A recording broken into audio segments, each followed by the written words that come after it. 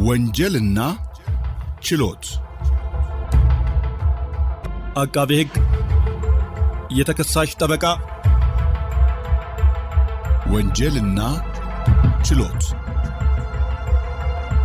የወንጀል ምንነትና የወንጀል ህጎችን በዝርዝር የሚመለከት የሬዲዮ ፕሮግራም ነው። ዘወትር ቅዳሜ ከ10 ሰዓት ከ40 ጀምሮ በፋና ሚዲያ ኮርፖሬሽን FM 105.3 ላይ ይደመጣል።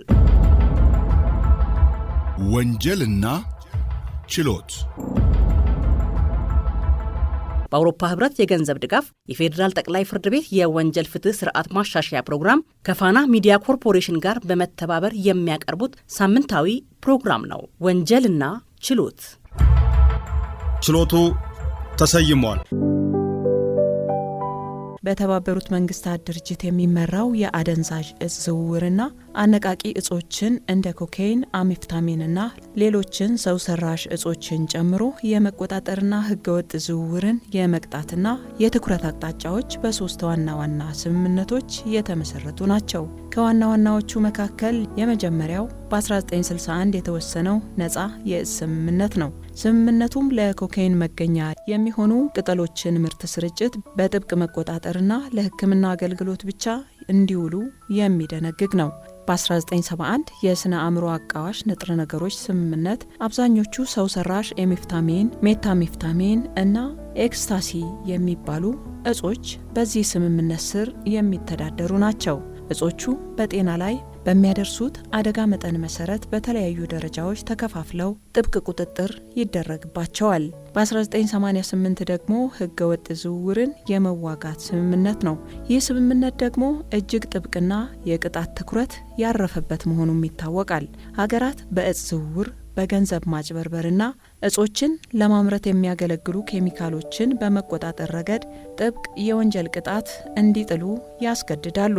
የዓለም አቀፍ ህግጋትና የቅጣት ትኩረት መርሆች ደግሞ በተጠቃሚዎች ሳይሆን በእጽ አምራቾችና አዘዋዋሪዎች ላይ ነው ከባድ የወንጀል ቅጣት የሚደነግጉት። ከባድ የወንጀል ቅጣት ማስፈን በ1988 በወጣው ስምምነት መሰረት ማንኛውም ሀገር አነቃቂ እጾችን በህገ ወጥ መንገድ ማምረት፣ ማዘዋወር፣ መሸጥና ማጓጓዝን ይመለከታል። ድንበር ተሻጋሪ ትብብር እጾችን ከሀገር ወደ ሀገር ስለሚያዘዋውሩ ሀገራት ተላልፈው የሚሰጡ ወንጀለኞችን አሳልፎ በመስጠትና መረጃ በመለዋወጥ በጋራ እንዲሰሩ ያስገድዳል። ሌላው ከእጽ ንግድ የተገኘውን ማንኛውም ሀብትና ንብረትን መንግስታት እንዲወርሱ ህጉ ሰፊ ስልጣን ይሰጣል። ሰላም ጤና ይስጥልን ክቡራን አድማጮች፣ የዕለቱ የወንጀልና ችሎት ፕሮግራማችን ጀምሯል። በዕለቱ ርዕሰ ጉዳያችን አነቃቂ እጾች ወይም ዶፒንግ የሚያስከትለው የህግ ተጠያቂነትና አፈጻጸሙስ ምን ይመስላል የሚሉትን ጉዳዮች በፍትህ ሚኒስቴር በንቃተ ህግ ዳይሬክቶሬት ውስጥ አቃቤ ህግ ከሆኑት ከአቶ ተመስገን አዲሱ ምላሽ ጋር እንቆያለን። ስለምትከታተሉን እናመሰግናለን። ምህረት ሙልጌታ ነኝ።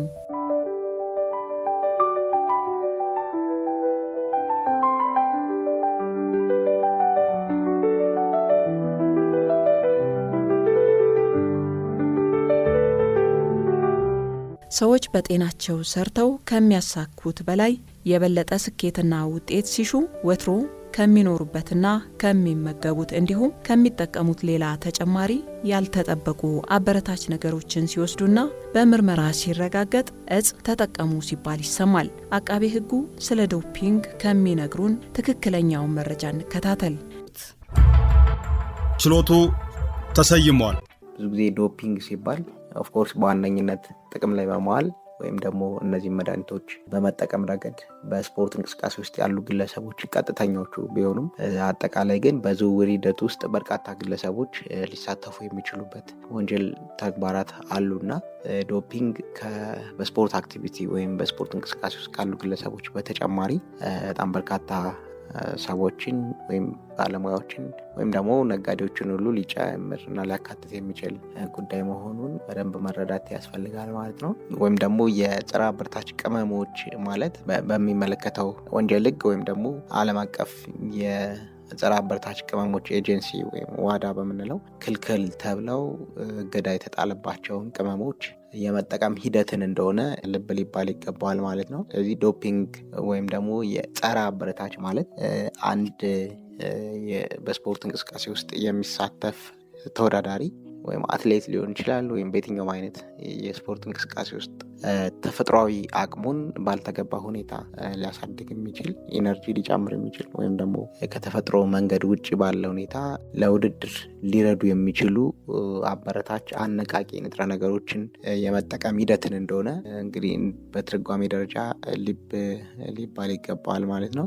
እንግዲህ በዚህ ጉዳይ ላይ በጣም በርካታ ኢትዮጵያ አባል የሆነችባቸው የወርልድ አንቲ ዶፒንግ ኤጀንሲ ወይም ደግሞ ዓለም አቀፉ የጸረ አበረታች ኤጀንሲ የሚያወጣቸው ስምምነቶች፣ ፕሮቶኮሎች አሉ። ከዚህ በተጨማሪም ራሱን በቻለ በተለየ አትሌቲክስ ፌዴሬሽን የተቋቋመበትና ይህንንም ጉዳይ ራሱን የቻለ በተለየ ዶፒንግን ሁኔታ የሚከታተል ራሱን የቻለ ዲፓርትመንት ወይም የመንግስት ተቋም ያለበት ሀገር እንደሆነ ይታወቃል ማለት ነው። ይህንንም ዝርዝር ህጎች ከወንጀል ህጉ ጀምሮ አጠቃላይ ይህንን የሚያስተዳድሩ ዝርዝር ህጎች እንዳሉ ይታወቃል ማለት ነው።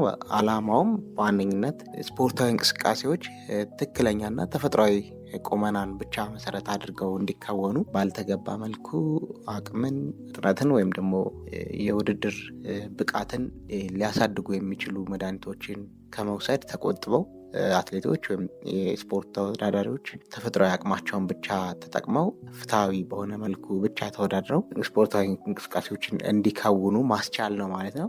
በተለይ በስፋት የጸረ አበረታች መድኃኒት ወሰዱ እየተባለ ሲነገር የሚሰማው በውጭው ዓለም ቢሆንም በሀገራችንም በጥቂቱ ተነስቶ ሰምተን እናውቃለን።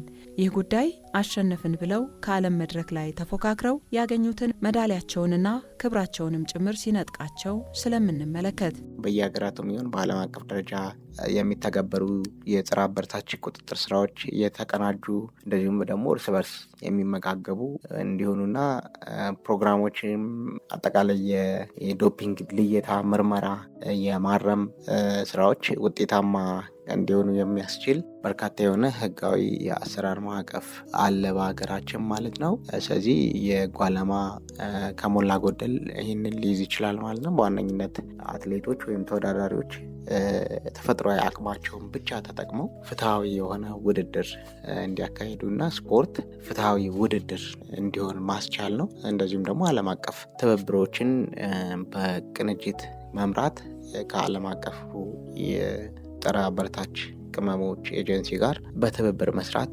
የሚያስችሉ የህግ ማዕቀፎችን መዘርጋት እንደሆነ አጠቃላይ የህጋችን ዓላማ እነዚህን በተለይ ሁለት ዋና ዋና ግቦችን ለማሳካት ያለመ እንደሆነ መረዳት ያስፈልጋል ማለት ነው።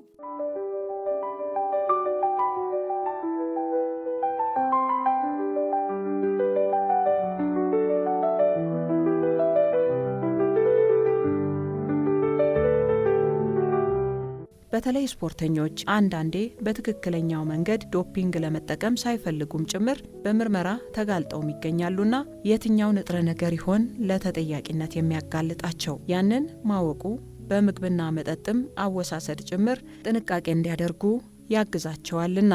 በተለይ ዓለም አቀፍ የጸረ አበረታች ቅመሞች ክልከላን በሚመለከት ያው ሁሌም በየአመቱ በፈረንጆቹ አዲሱ አመት በተጀመረ የመጀመሪያው ቀን ላይ ዓለም አቀፍ የጸረ አበረታች ቅመሞች ኤጀንሲ ወይም ዋዳ የምንለው ማለት ነው የተከለከሉ አበረታች ንጥረ ነገሮችን ዝርዝር የያዘ ሊስት ወይም ደግሞ ቼክሊስት ሁሌም በመጀመሪያው ሳምንት የመጀመሪያው ወር አዲሱ አመት በገባ ያ ማለት ጃንዋሪ በነሱ ማለት ነው በገባ የመጀመሪያው ሳምንት ውስጥ ቼክሊስት በየአመቱ ይለቃል ማለት ነው። በዚህም አሁን ባለንበት የ2026 ዓመተ ምህረት የተዘጋጀውን ቼክሊስት ለማየት ያክል በጣም በርካታ ንጥረ ነገሮችን የያዘ የክልከላ ፕሮቶኮል ወይም ደግሞ ቼክሊስት አውጥተዋል ማለት ነው። ይሄ ዓለም አቀፉ የጸረ አበረታች ቅመሞች ኤጀንሲ ማለት ነው። እዚህም በተለይ የሆርሞን ምርትን የሚያሳድጉ በጣም በርካታ ንጥረ ነገሮች ያው እያንዳንዱ ጀነር ወይም ደግሞ ምድቡን ነው እንጂ እያንዳንዱን ዝርዝር ሳይንሳዊ ንጥረ ነገሮችን እዚህ ጋር ዘርዝሮ መናገርም አይቻልም። ከሙያም አንጻር ይህንን የሚፈቅድ ፕሮቶኮል ላይሆን ይችላል ማለት ነው። ስለዚህም ምድባቸውን ብቻ ለማንሳት ያክል በተለይ የሆርሞን ምርትን የሚጨምሩ ዝርዝር ንጥረ ነገሮች የተካተቱበት አንድ ሰፊ ከ30 በላይ ሳይንሳዊ ይዘቶችና ስያሜዎችን የያዘ የሆርሞን ምርቶችን የሚያሳድጉ ብቻ ተብለው የተለዩ ንጥረ ነገሮች አንደኛው ምድብ ውስጥ አሉ። ሌላው የፕሮቲን እና የአሚኖ አሲድ ይዘት ያላቸውን ክብሎች አጠቃላይ እነዚህ በታብሌት መልክ የሚወሰዱ ፕሮቲንና አሚኖ አሲድ ይዘት ያላቸውን ክፍሎች የሚመለከቱ እንደዚሁ ደግሞ በጣም በርካታ ዝርዝሮች ያለው አንድ ምድብ አለ ማለት ነው። እንደዚሁም ደግሞ አትሌቶችን ወይም የስፖርተኞችን የሰውነት ህዋስ እድገት የሚያፋጥን ያ ማለት ከተፈጥሮ መንገድ ውጭ ባለ መልኩ እንዲፋፉ እንዲጠነክሩ አጠቃላይ የሰውነት ህዋሳቶቻቸው በከፍተኛ ፍጥነት እንዲያድጉ የሚያደርጉ አነቃቂ የሆኑ መድኃኒቶች ለምሳሌ እንደ ኢንሱሊን፣ ፕላትሌት ያሉ ንጥረ ነገሮች ማለት ነው በዚህ ምድብ ውስጥ የተካተቱ በጣም በርካታ ሌሎች ዝርዝሮች ይገኛሉ። አተነፋፈስ ስርዓትን የሚያዳብሩ ወይም የቤታ አግኖስቲስ የሚላቸው ማለት ነው በጣም ከ15 በላይ በዚህ ምድብ ውስጥም ልዩ ንጥረ ነገር ዝርዝሮችን የያዘ ክፍል ነው ማለት ነው። ሌላው ከስርዓተ ምግብ ጋር ግንኙነት ያላቸው በምግብነት ጥቅም ላይ ሊውሉ የሚችሉ የመድኃኒት አይነቶች ማለት ነው። የራብ ስሜት እንዳይሰማ ማድረግ ሊሆን ይችላል፣ ወይ ምግብ በከፍተኛ ፍጥነት በሰውነት ውስጥ እንዲፈጭ የሚያደርጉ ሊሆን ይችላል። ብቻ በዚህም ደግሞ በጣም በርካታ ዝርዝሮችን የያዘ አንድ ከስነ ምግብ ስርዓት ጋር የተገናኘ የንጥረ ነገሮች ምድብ ነው ማለት ነው። ስለዚህ እነዚህን ሁሉ ያካትታል። ሌላኛው ምድብ ይሄ ሸፋኝ ንጥረ ነገሮች የሚላቸው ወይም ደግሞ ማስኪንግ ኤጀንትስ የሚላቸው ምድቦች ናቸው። አንዴ ከተጠቀሙ በኋላ ማስክ የሚያደርጉ ወይም የሚሸፍኑና በምርመራ ወቅት እንዳይገኙ የሚያደርጉ ሸፋኝ ንጥረ ነገሮች ናቸው ማለት ነው። ስለዚህ እነዚህ ሁሉ ነገሮች የተከለከሉ ንጥረ ነገሮች ናቸው ማለት ነው። አንድ አትሌት የዶፒንግ ሕግ ጣሰ የሚባለው ምን ሕጎችን ሲያጎድል ነው? ከሀገራዊ ውክልናው ሊያጎድለው የሚችለውስ የትኛው ይሆን? እነዚህ የተከለከሉ ንጥረ ነገሮች በሰውነት ውስጥ በምርመራ የተገኘ እንደሆነ ነው። ያው ይሄ ብዙ ጊዜ አትሌቶች ጋር ቀጥተኛ ግንኙነት ያለው ጉዳይ ነው ማለት ነው። ስለዚህ በምርመራ ወቅት በሰውነት ውስጥ እነዚህ ክልከላ የተጣለባቸው ንጥረ ነገሮች በሰውነት ውስጥ መገኘታቸው አንዱ የተከለከለ ተግባር ለመፈጸም በቂ ማሳያ ይሆናል። ለ3 ወቅታዊ የምርመራ ጊዜያት በተከታታይ እንዲያደርጉ ይጠበቅባቸዋል። ይህን ምርመራ ማድረግ ያልቻለ ስፖርተኛ እስከ 2 ዓመት ሊደርስ የሚችል እገዳ ሊጣልበት እንደሚችል እንደዚሁ በእኛ ሀገር ጸረ አበረታች ቅመሞችን በሚመለከተው ሕጋችን ላይ ግልጽ አስተዳደራዊ ኃላፊነቶች ተቀምጠዋል ማለት ነው። እንደዚሁም የተከለከሉ ጸረ አበረታች መድኃኒቶችን ያዘዋወረ የትኛውም ግለሰብ የመጀመሪያ የሆነ እንደሆነ እስከ 4 ዓመት ሊደርስ በሚችል እስራት እንደዚሁም ደግሞ ተደጋግሞ ተፈጸመ እንደሆነ እስከ ዕድሜ ልክ ሊደርስ የሚችል እስራት ይጠብቀዋል ማለት ነው።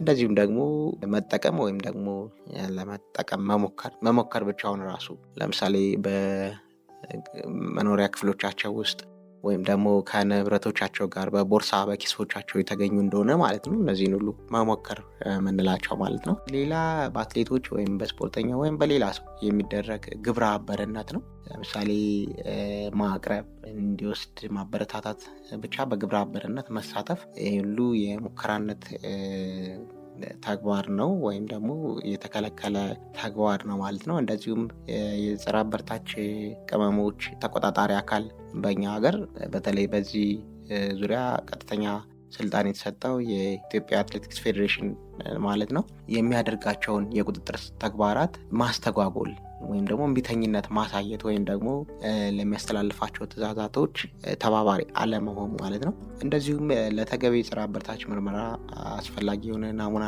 ለመስጠት ፈቃደኛ አለመሆን ወይም እምቢተኝነት እና ሰበብ እየፈለጉ ባልተገባ መልኩ ከመቆጠብ ወይም መሸሽ፣ እነዚህ ሁሉ ነገሮች ተከለከሉ ተግባራትና የወንጀል ጉዳዮችን ሊያቋቁሙ ወይም ተጠያቂነትን ሊያቋቁሙ የሚችሉ ተግባራት ናቸው ማለት ነው። ከአትሌቲክሱ ዘርፍ ውጭ ያሉ ሰዎች አሊያም ግለሰቦች ወይም እጽ አዘዋዋሪዎች ተጠያቂ የሚሆኑበት አሰራርስ ምን አይነት ሕግ ጥሶ ሲደረስበት ነው? ሲያዘዋውር የተገኘ ማንኛውም ግለሰብ ወይም ደግሞ እነዚህ ጸረ አበረታች ቅመሞችን ወይም ደግሞ እጾችን በሚመለከት እንግዲህ የተዘረዘሩት ተግባራት ሲፈጸሙ አይቶ ሪፖርት ያላደረገ ወይም ጥቆማ ለመስጠት እንግዲህ ያልፈለገ የትኛውም ግለሰብ የተከለከለ ተግባር እንደፈጸመ ወይም የወንጀል ተግባር እንደፈጸመ ይቆጠራል ማለት ነው። ስለዚህ እነዚህን ሁሉ ተግባራት መፈጸም በእነዚህ ዓለም አቀፍ የጸረ አበረታች ቅመሞች ሕግ የተቀመጠውን ክልከላ እንደ መጣስ ይቆጠራል። በዚህም የተነሳ የወንጀልና አስተዳደራዊ ኃላፊነቶችን ሊያስከትል ይችላል ማለት ነው።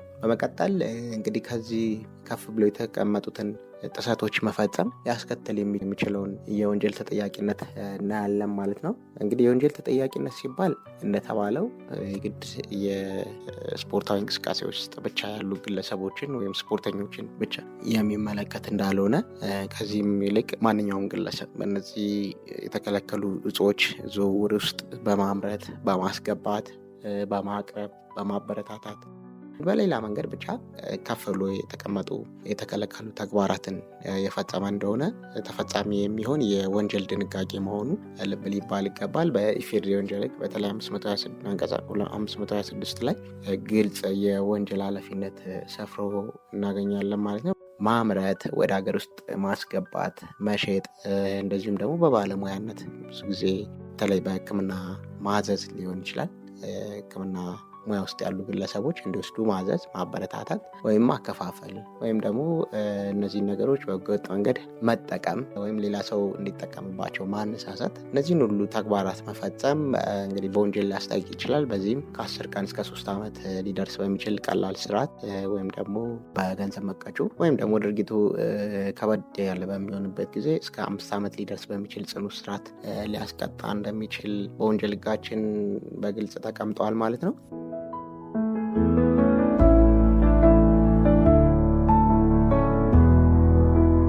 የጸረ አበረታች ቅመሞች ወይም መድኃኒቶች ግልጽ አስተዳደራዊ ኃላፊነቶች ሰፍረው እናገኛቸዋለን።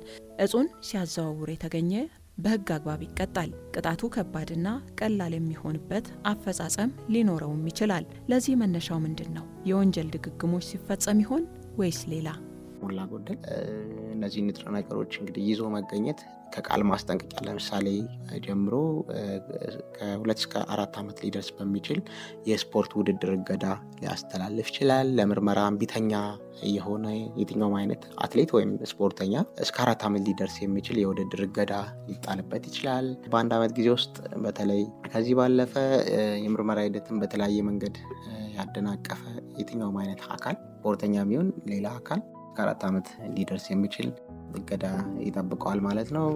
እንደዚሁም ቢሆን ለሌሎች አትሌቶች የጸረ አበረታች እጾችን ማቀበል ወይም እንዲጠቀሙ መገፋፋት ከ2 እስከ 4 ዓመት እገዳ ያስጥላል ማለት ነው። ብቻ እንደዚህ የመሳሰሉ በጣም በርካታ በኢትዮጵያ ብሔራዊ የጸረ አበረታች መድኃኒቶች ጽሕፈት ቤት በኩል ልዩ ልዩ ዓለም አቀፍ መመዘኛዎችን የሚያሟሉ መስፈርቶች፣ ፕሮቶኮሎች እና ስታንዳርዶች አሉ። እነዚህን ስታንዳርዶች አለማክበር ልዩ ልዩ በዚህ ፕሮግራም ውስጥ ያልተሸፈኑ በርካታ አስተዳደራዊ ኃላፊነቶችን ሊያስጠይቅ ይችላል። ሰዎች በተፈጥሮ የተቸራቸውን ጸጋ ተጠቅመው ፈግተውና ለፍተው በለውጥ ምዕራፍ ከመገኘት ይልቅ አሁን በአቋራጭ የተሻለ ነገር ለማግኘት መጣር እየተለመደ መጥቷልና በዚህ ረገድ የሚታከል ሀሳብ ካለ ሰምተን የዕለቱን ርዕሰ ጉዳያችንን እንቋጭ። በሀገር ውስጥ ብቻ ሳይሆን ከፍ ሲል እስከ ዓለም አቀፉ የአትሌቲክስ ፌዴሬሽን ድረስ ከእድሜ ልክ የስፖርት እገዳ ድረስ ሊያደርሱ የሚችሉ አስተዳደራዊ ኃላፊነቶች ሊያስከትሉ ይችላሉ ማለት ነው። ይህንን በአግባቡ መረዳት ይኖርበታል የትኛውም የስፖርት ማህበረሰብ።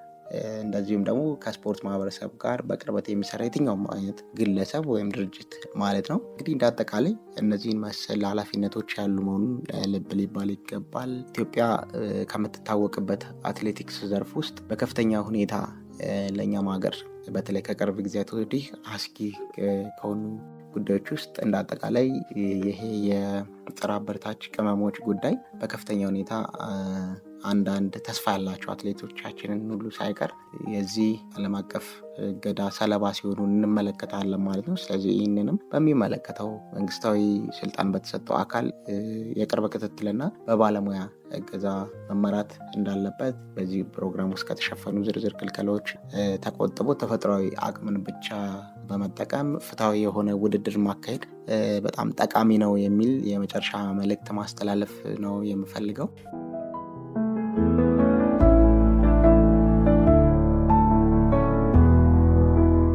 ክቡራትና ክቡራን፣ በአነቃቂ ንጥረ ነገሮች ወይም ዶፒንግን ተከትሎ የተዘጋጀው ፕሮግራማችን በዚህ መልኩ ተደመጠ። ሳምንት በሌላ ርዕሰ ጉዳይ እንጠብቃችኋለን። ምህረት ሙልጌታ ነኝ። በቸር ቆዩን። ወንጀልና ችሎት አቃቤ ሕግ፣ የተከሳሽ ጠበቃ፣ ወንጀልና ችሎት የወንጀል ምንነትና የወንጀል ህጎችን በዝርዝር የሚመለከት የሬዲዮ ፕሮግራም ነው። ዘወትር ቅዳሜ ከ10 ሰዓት ከ40 ጀምሮ በፋና ሚዲያ ኮርፖሬሽን FM 105.3 ላይ ይደመጣል። ወንጀልና ችሎት በአውሮፓ ህብረት የገንዘብ ድጋፍ የፌዴራል ጠቅላይ ፍርድ ቤት የወንጀል ፍትህ ስርዓት ማሻሻያ ፕሮግራም ከፋና ሚዲያ ኮርፖሬሽን ጋር በመተባበር የሚያቀርቡት ሳምንታዊ ፕሮግራም ነው። ወንጀልና ችሎት። ችሎቱ ተሰይሟል።